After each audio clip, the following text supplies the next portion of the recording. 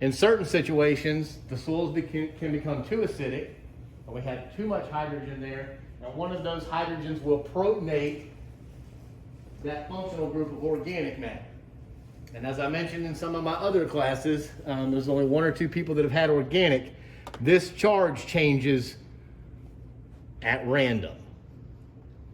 And when that charge changes, this has the potential to have another hydrogen associate with it.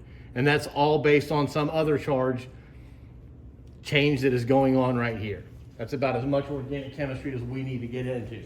Just understand that when we have more acidic soils, we have more potential to be positive because we have H plus ions in the soil.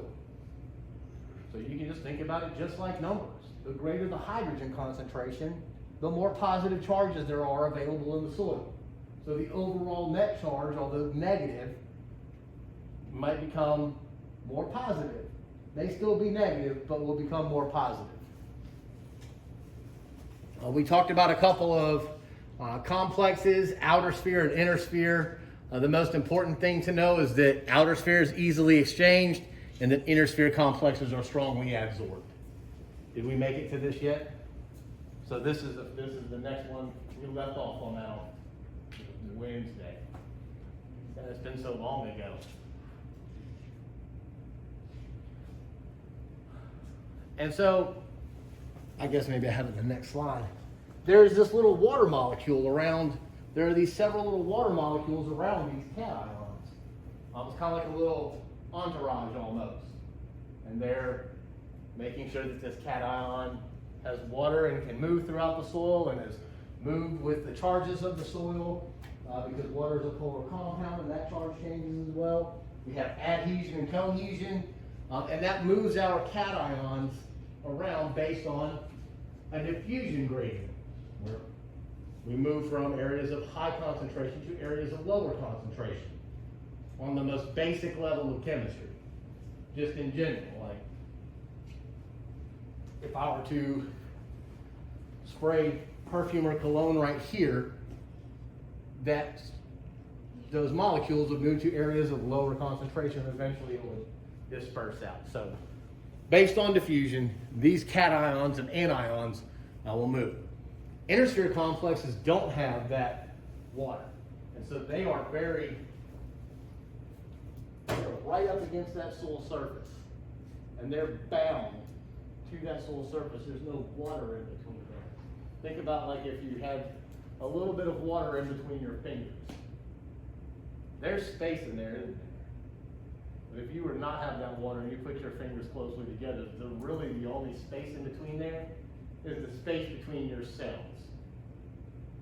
But if there's water or some other liquid, there's got to be some space. And we're talking theoretical, very, very small, minute. Everyone good here? Okay, so here we have our calcium and we have our water molecules surrounding this calcium 2+. And these hydrogens bond with the basal oxygens. Remember, if we have a tetrahedron, we have a 1-to-1 clay layer. On the outer edge of that clay, there are oxygens. And so those hydrogens will form the bond with those oxygens. You can see the negative charge right there. They can also be easily broken because, again, the charge is changing on water just like it might be changing on that functional group of organic matter, right? So it's not always set in stone where that charge is going to be. In the case of phosphate, we have the oxygens will form bonds, a covalent bond with those other oxygens on that outer edge. So one is just going to be a hydrogen bond. The outer sphere complex is going to be a hydrogen bond. The inner sphere complex is going to be a covalent bond. Covalent bonds are very strong, are very tough to break. They require a lot of energy in order to break that bond. Because of anyone had chemistry. I'm not going to get too far back into it, but remember that when they have a covalent bond, those atom orbitals are sharing electrons in there, right? And so they're kind of linked and locked in there. They don't want to give up that bond. It works for them. They're finally stable and they enjoy that. So they don't want to give that up. But a hydrogen and an oxygen, there's still some friction there. It's not quite balanced and they don't like each other very well. They like each other enough, but they're more like this. So outer sphere, you can think of them as just bonding. Inner sphere, you can think of them as locked.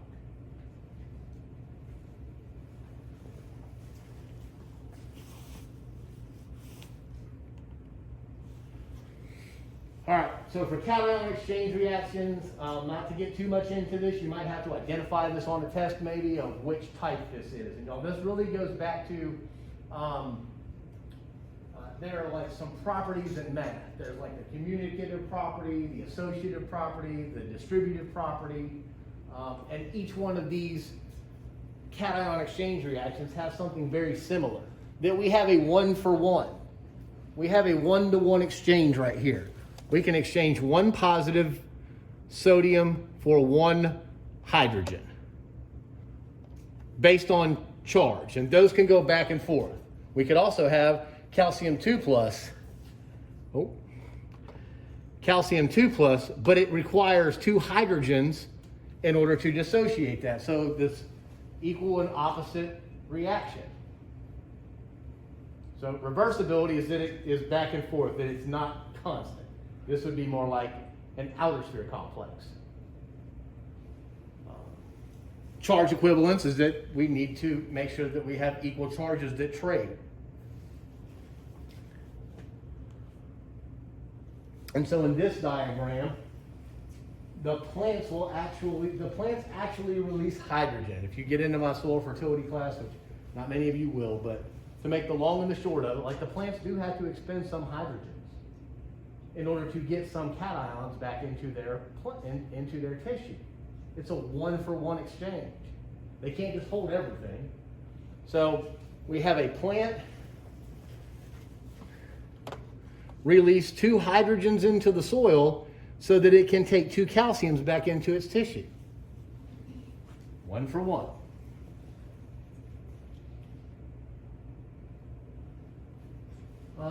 The ratio law is basically just saying that you can see on the left side of this we have a 4-to-1 ratio. We have 4 times as many calciums as we have magnesiums, and therefore they have to release in the same ratio. They're still 4-to-1.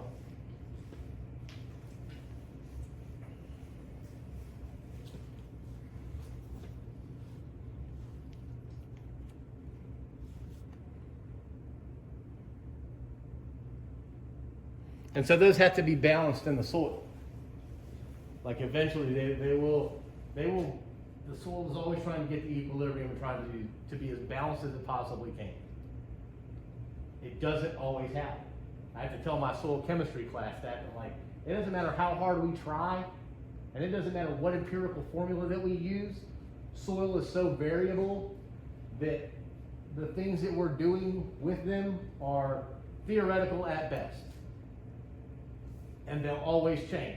You may have it going one way this one time, and it may go right that way 5 times, but there might be one where it didn't. So it's not concrete, not solid. It's variable. But they will be in some equilibrium. They're always trying to get to that. And this ratio law kind of shows that they will remain at equilibrium. I think I alluded to this earlier with the Lyotropic series,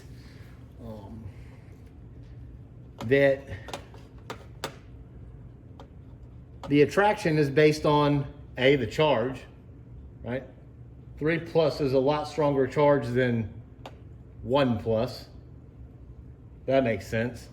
Also that hydrated radius, the hydrated radius, so what is the radius of water that is surrounding that molecule? Because that is going to be the distance between the actual cation and the adsorption to that outer layer of clay. So if we have a large hydrated radius, think about it like a hula hoop. If there's a big hula hoop around this cation, it takes a lot for this central charge to be attracted to that. Like, we're really stretching that because there's so much space between the center of this atom and the atom that's on that little column. But if the hula hoop's really small, like a belt, I can be attracted, I'm attached to that colloid now because the only space that's really around me is the thickness of my belt. So, large hydrated radius, big hula hoop, low charge like sodium, because sodium has a high affinity for water, so that ionic radius is super big, and it's not attached to, it takes a lot of charge to get over there. But if you have aluminum 3+, which is a strong charge and a very small hydrated radius, it's adsorbed to that soil. Adsorbed with a D, because it can come back off. It's just going to take a lot of force. It's going to take 3, or let's say it's going to take 3 potassiums to get that 1 aluminum off of that soil colloid.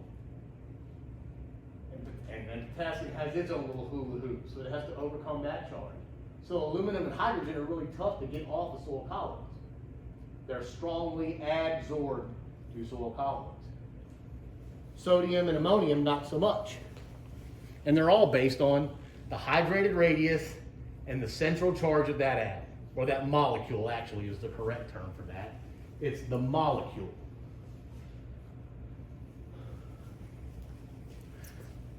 Complementary cations are just that they're going to all dissociate in some form and as they complement each other. Not too big to worry about this one, but important to know. So there are like 4 types of cation exchange reactions. There's reversibility, there's charge equivalence, the ratio law, and complementary cations.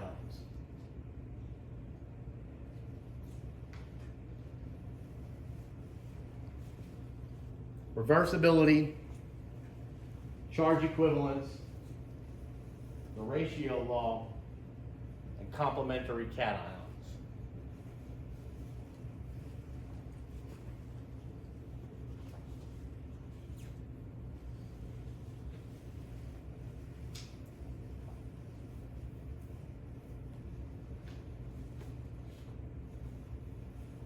Okay, so now going back to, we're going to tie all this in together, all of these things, kind of talking also about with the video that we watched.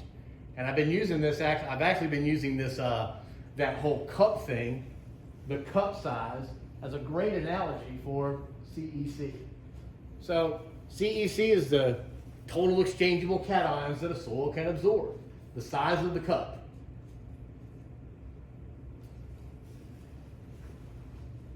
And so on the left, the more clay that we have, the more cations we can hold. On the right, less clay, remember from texture, feel, that sandy loam, the one that dropped, is not going to stay together and have enough charge. So those would be the smaller cup. And when we, I guess we're not going to do this on Wednesday because the soil will probably still be too frozen. We're still good. But when you go to do your soil test and you send that in, they measure it 2 ways. First, they measure the effective CEC, which is when you submit that, they put it in water, measure it. Next, they use a buffer CEC to determine what the actual CEC is, because there are 2 sources of charge. One is permanent, and the only way that changes is through isomorphic substitution, and that's at the development, creation, genesis of that soil structure. And the other one?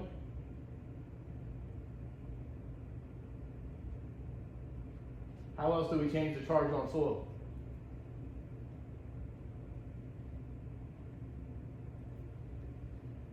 What was the first question I asked y'all when we got in class today?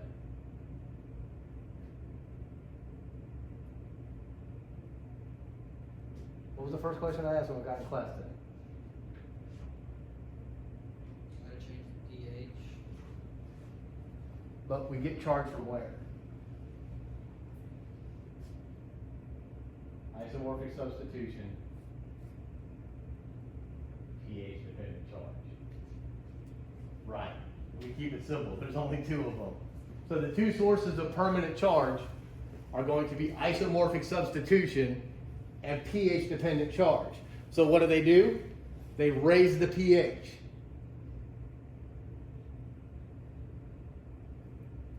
And when we raise the pH, we get charged from three sources. What are they? Functional groups of organic matter.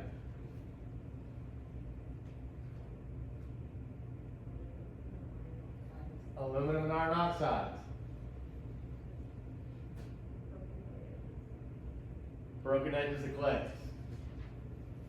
So what they do is they raise the pH so that we can dissociate those hydrogens off of that functional group of organic matter and determine that there's, I guess this is like potential CEC.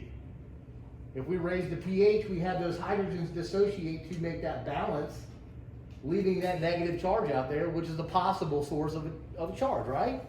So they test it as it is, and then they say, well, you need to raise your pH this much in order to maximize your cup. Make sense? So they need to know both. They need to know what the size of the cup is as you give it to me, and then I can make a lime recommendation and say if you add 2 tons of lime to the acre, your CEC will increase, your cup size will increase by making this management decision. So they measure it both ways.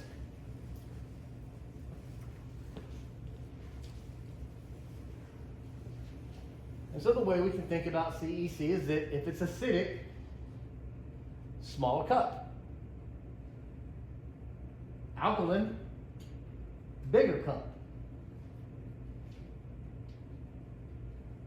So acidic soils will have a lower CEC because we have a lot of hydrogens there. Those hydrogens are taking up the negative charges on clays and functional groups of organic matter.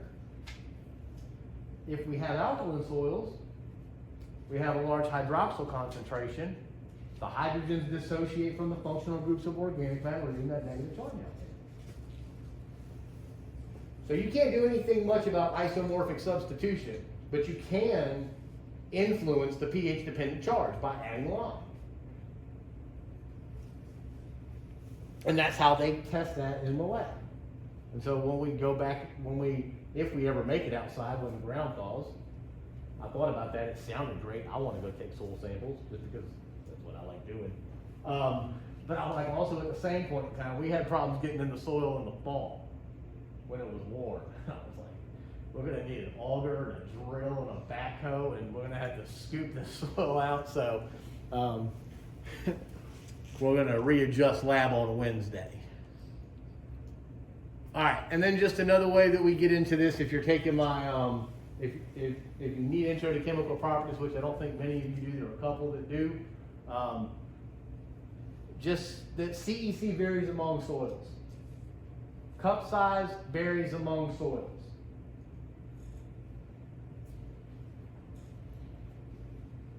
We would go over this in chemical properties, or if you were taking my 3000 level, we would have covered this topic later on after we went over more things. So I looked at everyone's major and saw that y'all have zero need for this. How many ag business? Never gonna see this stuff. Okay, but I will try and make it applicable to you. I want to work on doing that in the lab. When I notice that everyone's ag business and this science stuff, okay, cool, not a problem. So I'm gonna try my best over the course of the next couple of weeks to tie how this is going to be important in your major. And primarily those fertilizer calculations are gonna come in on a budget.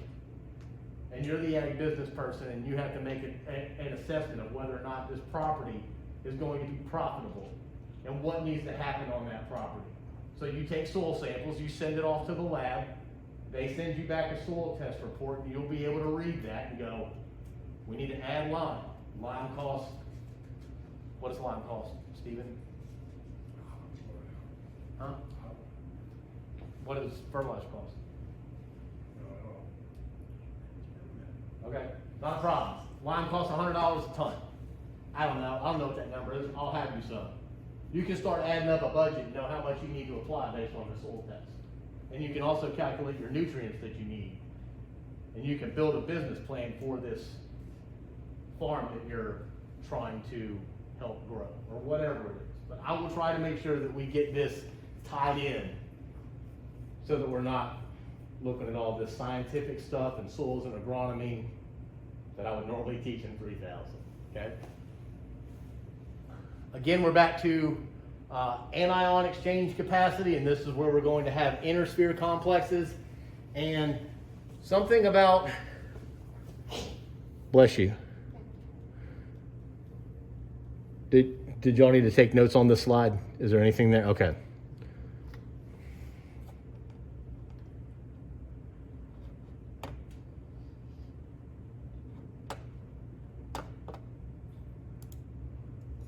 Phosphate has a negative charge on it.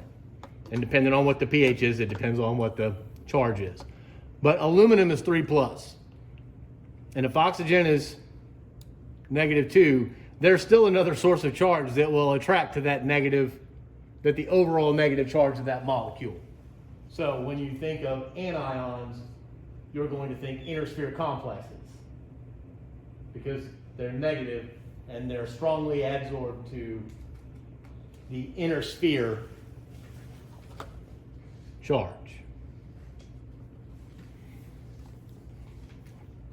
I got to remember to not be a science nerd in here.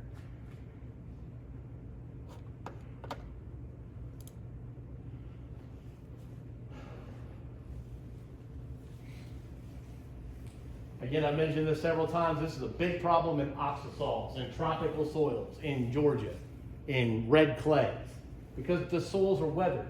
There's no other elements there. It's just aluminum and iron hydroxides. That's it. Aluminum and iron oxides. So that's how we change pH-dependent charge. It goes the other way now.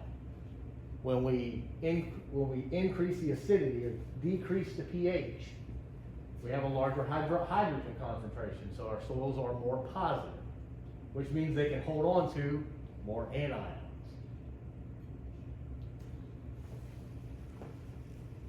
And then finally, what this really comes down to, like what these things are important for, is adsorption.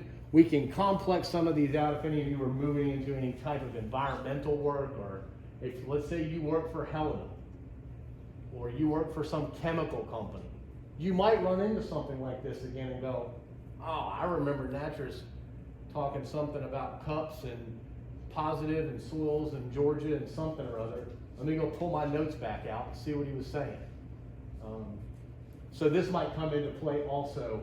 This CEC and AEC and adsorption has an environmental impact to it as well. Anybody have any questions about that part?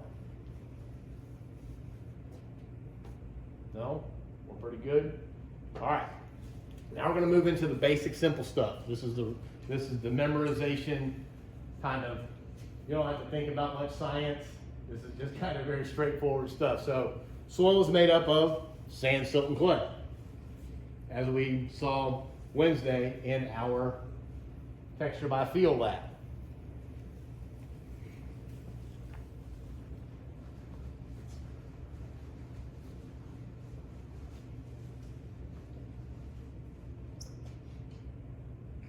That texture is going to influence the water holding capacity. And y'all saw that. When you had the sand, it only took 1 or 2 squirts of water to get it completely wet, right?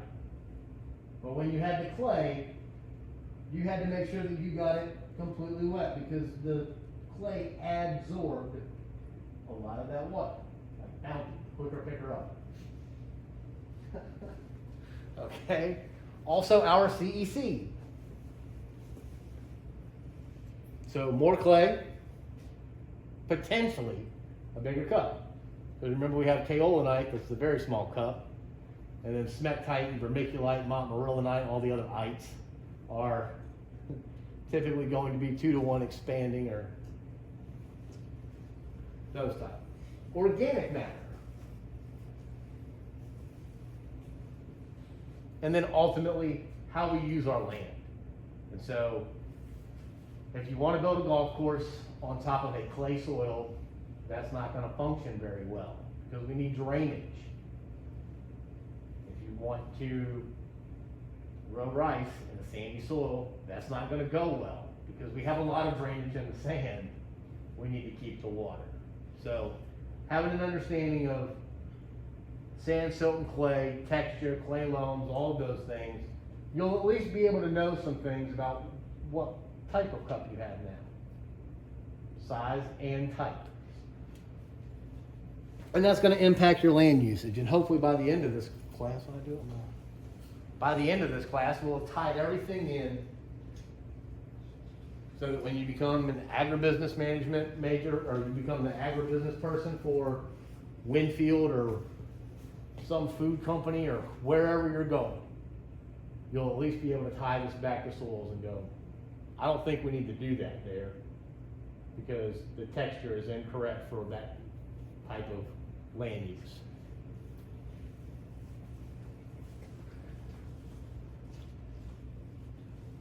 And so increasing the surface area, which our clays have a large surface area.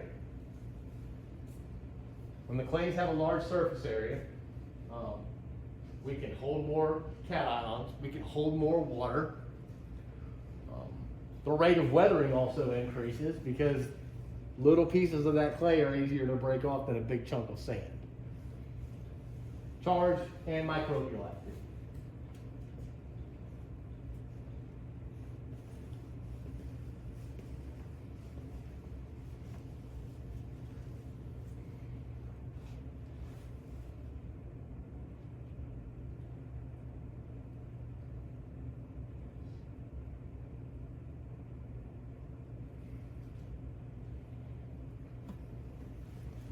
But primarily, water and nutrients. Those are the two things we're going to need to grow our crops. And that's what you're going into ag business for, or into agronomy, or into something. That's why you're here in the School of Ag, is because we're trying to grow crops to feed 9 billion people by 2050. And still make some money at it, and still also not kill our environment in the process.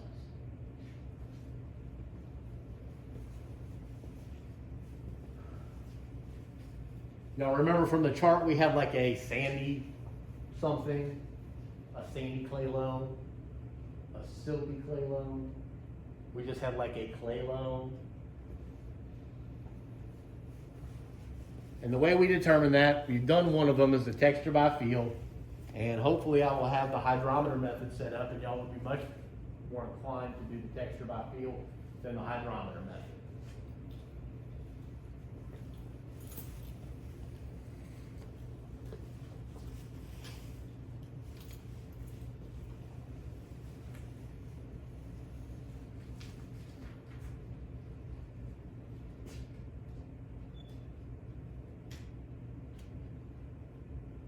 So this hydrometer method, that's where we get buoy from. So I guess the best way for me to explain this Stokes law, the larger the diameter of the particle, probably the heavier it is, and the quicker it will settle. That's probably the long and short of what that says, is that the diameter and also the viscosity of the liquid. Like if you were to pour sand into water versus sand into oil, settle a little slower in the oil. Anybody live by a river? Like a big river? Yeah? Yeah? What river?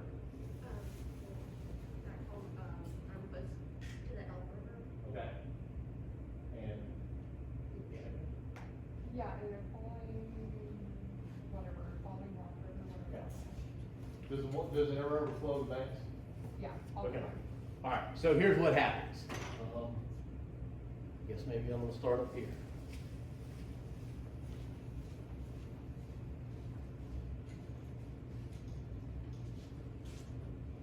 So here's what happens. Way up in Minnesota, which is where the Mississippi River starts, the rain falls and the river starts to move where? South, right? It's heading to the Gulf of Mexico. And along the way, it is picking up the sides of that stream. Every stream that comes through is all dumping soil into the Mississippi River. It's churned and it's moved. And every once in a while, by the time it gets all the way down to where I'm from, the Mississippi Delta, it's picking up and it's moving all that.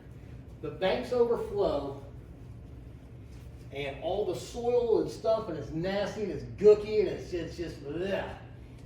And all that stuff is mixed in. It looks like what's in those graduated cylinders. And so as the water starts to move into inland, once it overflows, the first particles that settle out are the sand. And so close to the creek bed, you're going to find sandy soils. Well, the silt and the clay are still going to be in suspension because they're a little bit small. And that water is going to continue to move away from the river because it has to.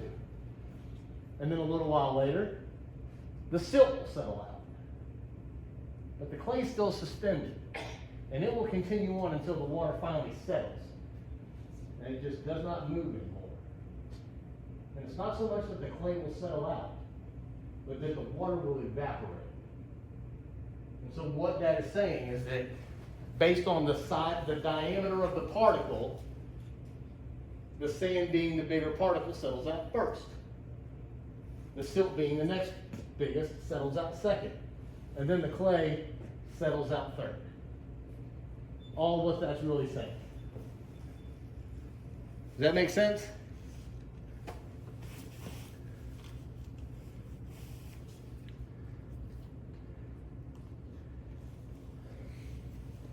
This textural triangle is how we determine the sand, silt, and clay content. And so when you did texture by feel, there was no way for you to determine what the percentages were of each one of those soils. You just knew that if it made a long ribbon, like 2 inches, it was probably a clay of some sort. Or if it didn't, that there was a lot of sand in it, but not the actual percentages. And so the way that we do this, if we had a soil that was 50% sand and 30% silt and 20% clay, we can determine the textural class. So we would find 50% sand along the bottom. You will have to do this on an exam. 50% sand. On the top, we have 30% silt. And right there, we're technically done. You only need 2 of the 3 to determine what the textural class is. Where the lines intersect is what the soil texture class is. But we'll continue it out and we'll say that there's 20% clay. So this soil is a loam. Right? Triangulation.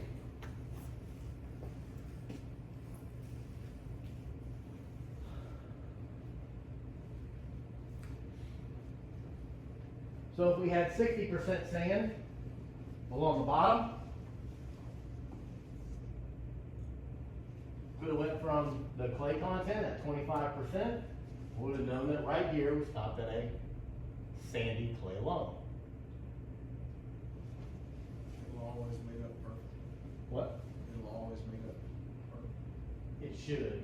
Because it's gonna be too much. Right, it does have to get to 100 somehow. Now, I'm probably not going to be mean and be like, oh, 61.5% sand, or 22.75% silt, and then whatever is left over after that. I'll probably try to keep it very simple along the lines. Again, Right. y'all are never going to use this again. But you will know one day, if you had to, you can use it. Right. So it's typically going to all line up to 100. That is correct.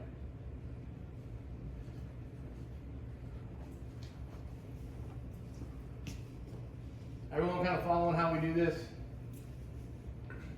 Super simple. Next, that sand, silt, and clay is going to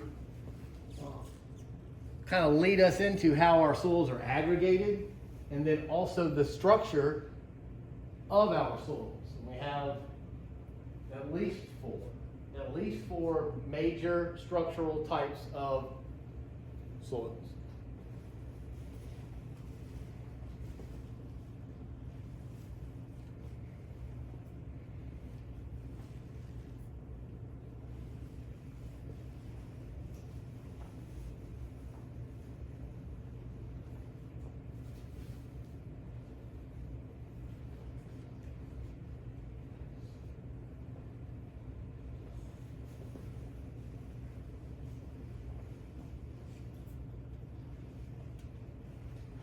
Did you still need that, Steven?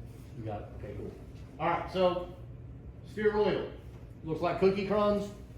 Many of us have seen this in a greenhouse or in some garden that may have been freshly tilled. We found just the right moisture content. We were able to turn that over and break all those soil aggregates up into nice little crumbs. And it's real nice in our hands. It's probably going to break away really nice. If you ever catch me out in the field and I'm sitting there like this, I probably ran into some good soil.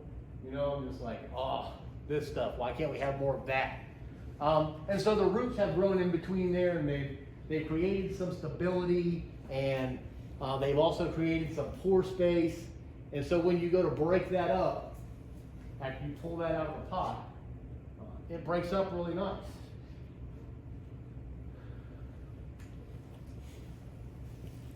Plate-like soils are just on top of each other, and so I mentioned, maybe it's not in this class,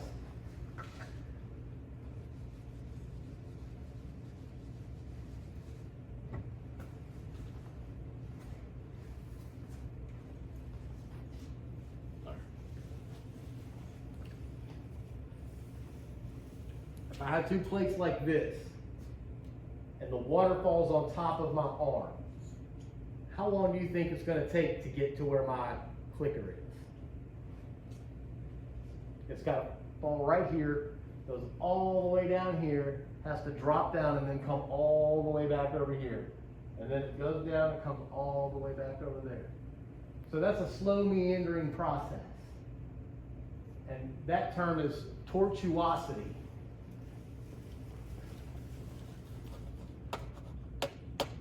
Water drops here or sits on top of this plate. It has one of two ways to go, left or right, could go out this way, but it has to travel all the way down each one of these voids before it finally gets to the water table. Guess what? So do the roots.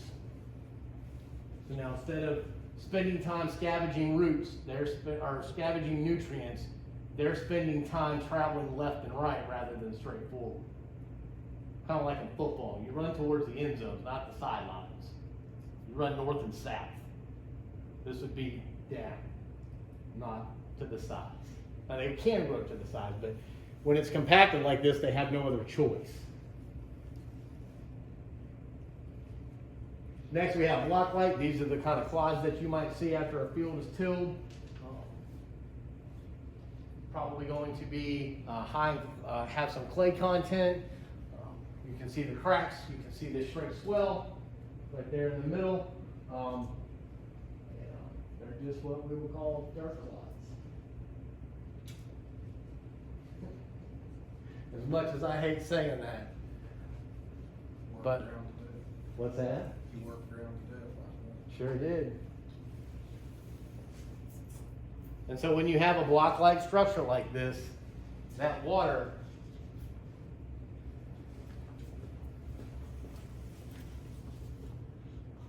falls through that crack very quickly and might not saturate any of this soil. So now we have some inconsistent infiltration and percolation where we have most of our water that runs through that crack and not in our soil. And then it just pools down at the bottom, and that gets into a whole nother issue.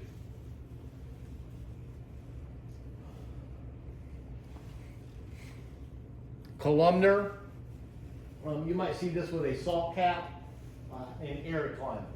And y'all, where I have them in bold, those are probably going to be the indicators. So the question might be like, which of the following soil structures would you expect to see in arid climates?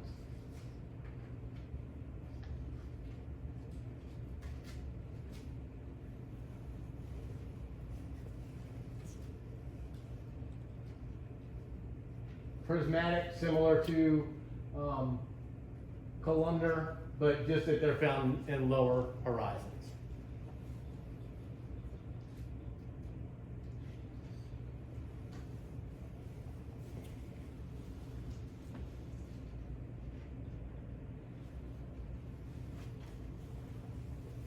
I think that's where we're going to stop for the day.